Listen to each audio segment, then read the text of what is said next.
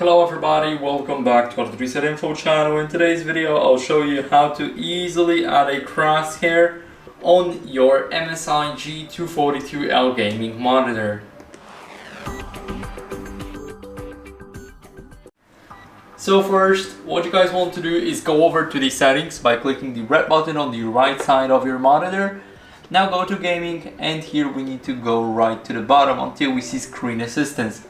Here, as you guys can see, we can choose a lot of crosshairs. For example, I want this one, and now I can leave, and it's not that visible on the screen, but it's right here. As you guys can see, those red lines. Yes, this is my crosshair.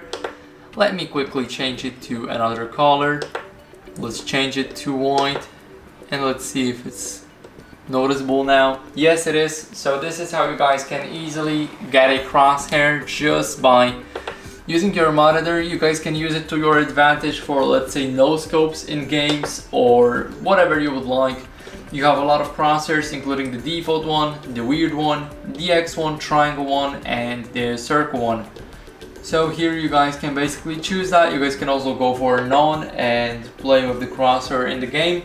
And that's basically it. So I hope this video helped you. If it did, leave a like, sub, and a comment, and I'll see you in the next one.